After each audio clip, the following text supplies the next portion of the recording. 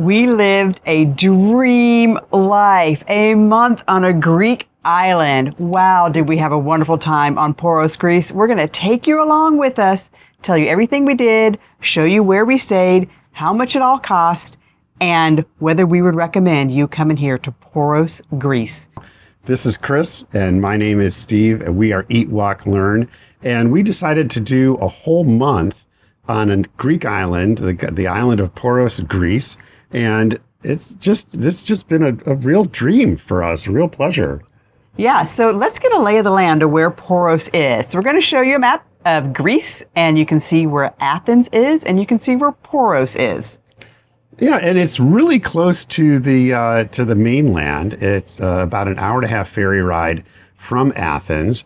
And it's an island, but it's kind of not really an island because it's only about a 5-minute water taxi ride to the mainland. So the mainland is really easy to get to. Yeah, the Peloponnese are just right across the water. And if you wanted to drive from Athens, you could. You just drive around the Peloponnese, get to the little car ferry, pay €5 or €6 to take the car ferry across to Poros for a 3 or 4 minute ride, and you're here. So it's an island, but it's not an island. Yeah, but it's actually 2 different islands. Yeah. So there's a small island of Poros town, and then there's the larger Poros island, and they're connected by a little bridge. So it's really they're really connected together, but it is 2 separate islands. Yeah.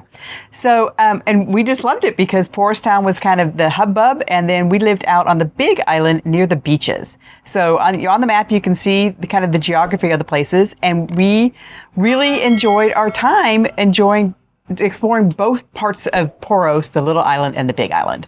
So let's just talk about logistics for just a minute. Poros is actually very easy to get to. I would say it's probably one of the easiest Greek islands to get to, and one of the reasons why we picked it for a month-long vacation. We had to celebrate a family graduation and wanted to bring some friends around. So we wanted to make sure that all of the friends could easily get to our final destination. That was one of the reasons why we picked Poros. So if you land at the airport, the Athens airport, you can take the metro from the Athens airport. You just walk out of the airport across the street to the metro, tap your phone, and on you go to the metro. The ride is about an hour and a half. Then when you get to Piraeus, which is the port town in Athens, you walk 10 minutes. It's really easy. There's signs. You just walk off the metro, you walk towards the water, and there is, most of the ferries leave out of gate E8. You'll see it. It's very easy. Hop on the ferry, and the ferry takes about an hour and a half. So if you make all the connections between the ferry and the metro, you can plan about 3 hours of transit from door to door. I would probably add 4 just in case you miss your connections or the ferry's running late or the metro gets delayed.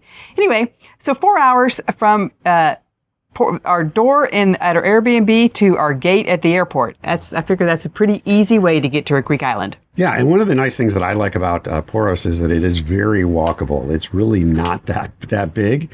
There are taxis, so once you get off of the ferry, you could grab a taxi and get to your hotel or wherever it is you're staying. And if not, usually things are walkable. There are a lot of stairs, a lot of up and down to get to your accommodations. Yeah.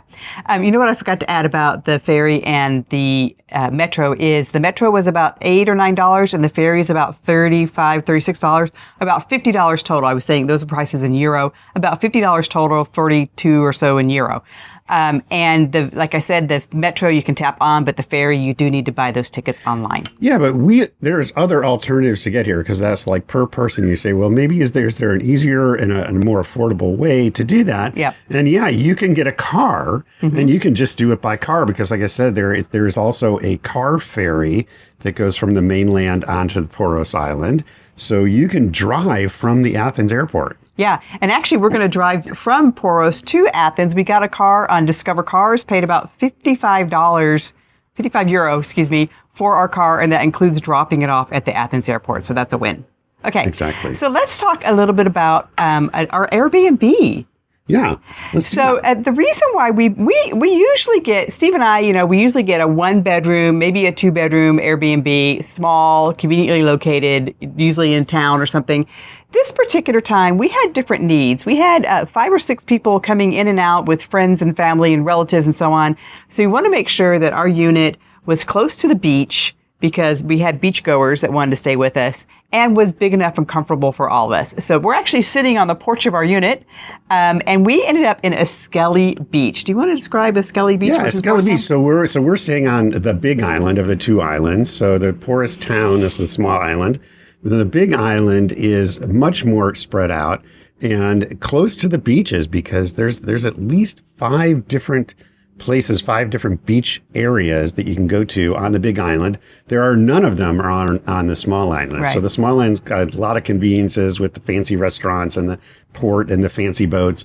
The bigger island has quicker access to the beaches. So where we're staying is only about a 5-minute walk to Skelly Beach. And it's great. And there's also a grocery store that's fairly close to us. There's a couple of restaurants that are close to us. So even though we're not in the main town, the main Poros town, there are still things that are very convenient. Yeah, so our Airbnb on the inside was a 3-bedroom, 1.5 bath. We'll show a video here of the Airbnb, cutely decorated with old maritime stuff and antiques and very comfortable wicker furniture. The 3 bedrooms, there was 2 bedrooms, each with I guess they were queen, well, maybe double-sized bed, and then 1 bedroom with twins. The bathroom was sufficient. It wasn't fantastic, but it had a nice shower. The half bathroom was very small, really only had a toilet and a little small sink, so not something that you would share. It was off the master bed, I guess the owner's room. Yes. And then the kitchen was functional. It had a nice refrigerator, a nice sink. There was a freestanding unit that was an oven with 2 burners and a warmer burner on it. I mean, it was sufficient. We actually, we cooked with no problem. We got groceries with no problem. I wouldn't want to live in this unit, but it certainly was fine for enjoying and putting out some meals. Yeah, the best part about it is where we're sitting right now is on this patio with this amazing view, and it is really huge. And we really loved just watching the ships come in and out. And so it was just, and watching the sunrise and the sunsets and so on. So it was just a beautiful, beautiful, we spent probably more time out on the porch than we did inside the house. Okay, so why did we pick Poros? I mean, we talked a little bit about the location and we talked about the accessibility, but it was also really affordable. So I kind of like, it's a place that you can do a lot of things or do nothing at the same time. Kind of like it's an island, but it's not island. It's close, but it's not too close. You can do a lot of things, but not too many things. So what were some things we did? Well, we had a lot of activities. One that Chris already mentioned is there's a lot of beaches that you could just go and just hang out at the beach. And it's just the water is nice and clean and fresh. It's a beautiful beach community. We also did bike rentals, so we got particularly e-bikes because there are a lot of hills here, a lot of ups and downs, but really enjoyed the biking. There's easy, again, there's not a lot of traffic. It's just an easy kind of community to get around. And of course, the Big Island is actually fairly large. And one of the things that's on the Big Island is the ruins. Yeah, the Poseidon Sanctuary. So we actually hiked up to a sunset view at the Poseidon Sanctuary, and it went to, I don't know, it was probably 6 or 7K round trip from our house up to the Poseidon Sanctuary. We visited the ruins, saw the views, enjoyed just lots of cats along the way. There was a beautiful little church that had all these Greek icons in it, and just a really like homey. It felt like, these ancient ruins were just down the street and just part of the community. So very interesting. And what was also nice is when we went to the ruins, we saw the entire Greek network, or the Poros Trail Network. You would see trail markers for the different trails that went all around the island. You could hike every day here for probably 2 weeks and not repeat any place where you went, just the various hikes around it. And you could go up to the monastery and you went to the lighthouse.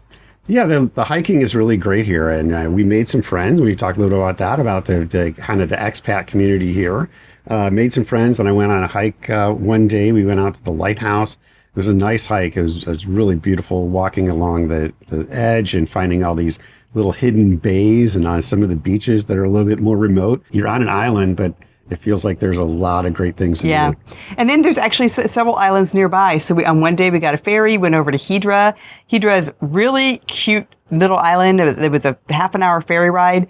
Hydra doesn't have any cars, so it's known for its donkeys and its cats. So you go over, you spend the day. There's swimming over there and jumping off of rocks and nice shopping. We actually met the artist who created the front of the Olympic medals over in Hydra. Oh. So that was kind of cool. And then just spent the rest of the month relaxing, enjoying the sun, meeting the people, and the food.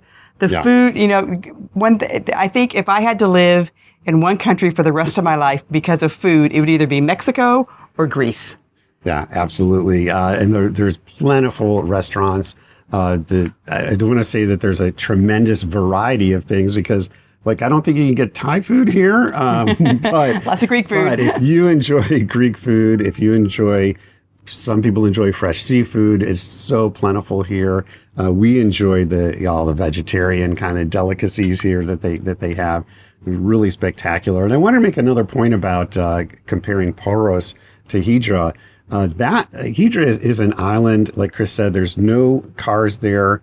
It's smaller than Poros, and it's a great place to visit, but I don't think I could live there. No. And one of the reasons is that there's tourists like crazy come in every single day, and then they leave at the end of the day, whereas Poros feels livable. Yes, there are tourists here. There are people that come to enjoy the community, to enjoy the beaches that are tourists, but it never has felt in the month that there were just too many people, that it was too touristy. Yeah. And we were here from the middle of May to the middle of June. Definitely June 1st was, and then right after June 1st was a 3-day holiday weekend. The tourists definitely started to come, and you could see a change in the island for sure. Tourism certainly has picked up.